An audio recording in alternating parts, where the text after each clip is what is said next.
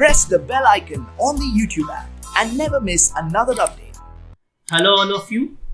Welcome to this session. इस session में हम लोग नेटवर्क थ्योरी के प्रॉब्लम के बारे में डिस्कस नहीं करेंगे, बल्कि हमारे कंट्री का जो रियल प्रॉब्लम है, करंट इश्यूज हैं, उसके ऊपर बात करेंगे। स्टूडेंट्स ने मुझे रिक्वेस्ट की कि सर पूरे कंट्री में एक ऑनलाइन प्रोटेस्ट चल रहा है, आपको भी अपना ओपिनियन, अपना व्यू बताना चाहिए। हमारे कंट्री में रियल इश्यूज हैं क्या? हेल्थ इंफ्रास्ट्रक्चर की जब हम बात करते हैं, कोरोना पेंडेमिक से पहले भी गवर्नमेंट हॉस्पिटल का बहुत पुअर कंडीशन था।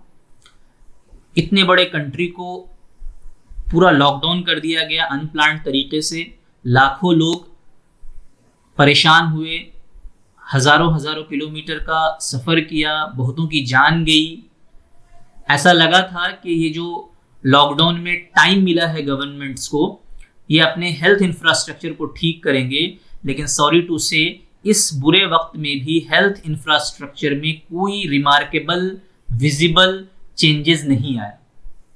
उसके बाद हम लोग बात करें अगर एजुकेशन सिस्टम की, तो गवर्नमेंट स्कूल्स का भी बहुत पुअर कंडीशन है हमारे कंट्री में। एक्चुअली में अगर हम किसी डेवलप्ड कंट्री से कंपेयर करें तो हेल्थ फैसिलिटी देना, एजुकेशन फैसिलिटी देना, ये गवर्नमेंट की जिम्मेदारी होती है। अनएम्प्लॉयमेंट के बारे में तो कोई बात ही करना नहीं चाहता है, डेटा ही नहीं दिए जाते हैं। हालांकि हम पढ़ लिख के करेंगे क्या? हमारे पोटेंशियल की जॉब मार्केट में नहीं होगी।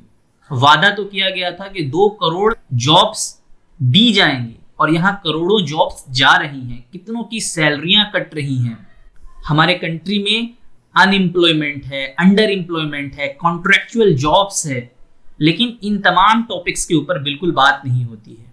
कितना अजीब लगता है कि हर डिपार्टमेंट में वैकेंसी है, लाखों लोग बेरोजगार हैं, लेकिन कोई एक ऐसा सिस्टम नहीं है यूथ्स को प्रॉपर एम्प्लॉयमेंट दिया जाए। एक वैकेंसी के ऊपर गवर्नमेंट्स 2 इलेक्शन लड़ देती हैं। इतना बेवकूफ़ बनाया जाता है हम लोगों को। नोटिफिकेशन आता है, हज़ारों रुपये फॉर्म्स के ले लिए जाते हैं, फिर वो एग्ज़ाम कैंसिल हो जाता है। एग्ज़ाम हो जाए तो रिजल्ट का सालों इंतज़ार रहता है, रिजल्ट आ जाए तो फिर कोर्ट का स्टे लग जाता है। नतीजा ये होता है कि एक जॉब के ऊपर 2 टर्म का इलेक्शन हो जाता है। Sorry to say we don't have any system presently in our country. क्या ज़रूरत है हमारी? हम लोगों को डेवलपमेंट चाहिए। हर किसी को, किसी भी फेथ का मानने वाला हो, उसको डेवलपमेंट चाहिए। उसको सेफ एंड सिक्योर इंडिया चाहिए, जहां पर वो फेयरलेसली अपनी तमाम प्रॉब्लम्स को गवर्नमेंट से पूछ सके, गवर्नमेंट से सवाल कर सके। हमारी माँ बहनें सेफ होनी चाहिए। हमारे कंट्री का नेबरिंग कंट्री के साथ अच्छा रिलेशनशिप होना चाहिए, ताकि हमारी इकोनॉमी बूस्ट करे। पूरे वर्ल्ड में वर्स्ट परफॉर्मिंग कंट्री हमारा है, सबसे खराब जीडीपी हम लोगों की है। इसके लिए सिर्फ कोरोना पेंडेमिक रिस्पॉन्सिबल नहीं है। जितने भी इंटेलेक्चुअल्स थे, इकोनॉमिस्ट थे, वो इस बात को पिछले 2-2.5 साल से बता रहे थे कि India is going to face an economic recession. लेकिन हम लोग डिनायल मोड में चले गए, मीडिया मैनेजमेंट करके उनकी बात को दबा दिया गया। बेसिकली गवर्नमेंट की मेथोडोलॉजी क्या है? देखिए, गवर्नमेंट ब्लेम गेम खेलती है। अगर इनसे कुछ सवाल किया जाए तो वो नेहरू से पूछ के आओ और इंदिरा से पूछ के आओ, ब्लेम गेम खेलते हैं ये।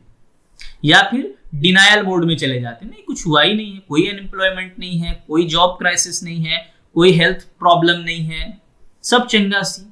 या फिर डाइवर्ट एंड रूल का जो इनका सबसे अच्छा मास्टर स्ट्रोक है कि जब कोई मुद्दा गर्म होने लगा तो पैरेलली एक दूसरा इवेंट मैनेजमेंट कर दिया।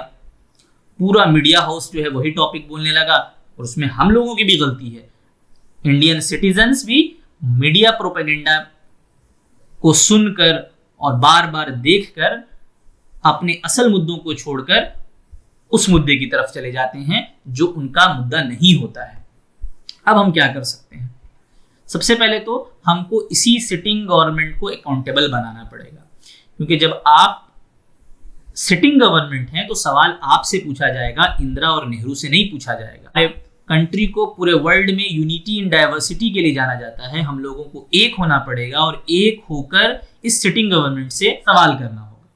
हमको सिर्फ उनका भाषण या घोषणा सुन के खुश नहीं होना है, बल्कि हमको उनसे हिसाब मांगना है कि आप जो ये वादा कर रहे हैं इसको पूरा कैसे करेंगे, क्या रोड मैप है आपके पास। और मीडिया में जो मीडिया हाउसेस इररिलेवेंट डिबेट कराकर हमारा टाइम वेस्ट करते हैं और फेक न्यूज़ प्रोपागेट करते हैं, उनको हमको बाइकआउट करना है। क्योंकि अभी हमारे कंट्री में अपोजिशन बहुत कमज़ोर है, या ऐसा कहा जाए कि नहीं है, या अगर है भी तो उसको मीडिया प्रॉपर स्पेस नहीं देता है। Responsible citizen we have to play the role of opposition. हमारे कंट्री के इकोनॉमिस्ट को पूरा वर्ल्ड रिकॉग्नाइज कर रहा है, उनको नोबेल प्राइज मिल रहा है, और हमारे कंट्री की जो फिनांस मिनिस्टर हैं वो हिस्ट्री ऑनर्स हैं और इलॉजिकल बात करती हैं। आप खुद सोचिए, जब तक एक फिनांस मिनिस्टर अच्छा नहीं होगा, एक हेल्थ मिनिस्टर अच्छा नहीं होगा, एक एजुकेशन मिनिस्टर अच्छा नहीं होगा, वो क्या विजन दे पाएगा। एक 11th pursuing candidate education policy कैसे बना सकता है। सो हम लोगों को बहुत रिस्पॉन्सिबल होना पड़ेगा, हर इवेंट को क्रिटिकली सोचना होगा, यूनाइट होके गवर्नमेंट से सवाल करनी होगी। पास्ट में जो हम लोगों ने गलती की है उसको रिपीट नहीं करना है। So with these word I want to say कि V is equal to IR भी यूथ के इस प्रोटेस्ट में उनके साथ खड़ा है। लेकिन कोई भी जन आंदोलन 1 या 2 दिन से नहीं जीता जाता है, बल्कि इसमें महीनों और सालों लगते हैं। हम लोगों को पेशेंस के साथ यूनाइट होकर इस जन आंदोलन में, ऑनलाइन प्रोटेस्ट में एक दूसरे का साथ देना है। Thank you for today.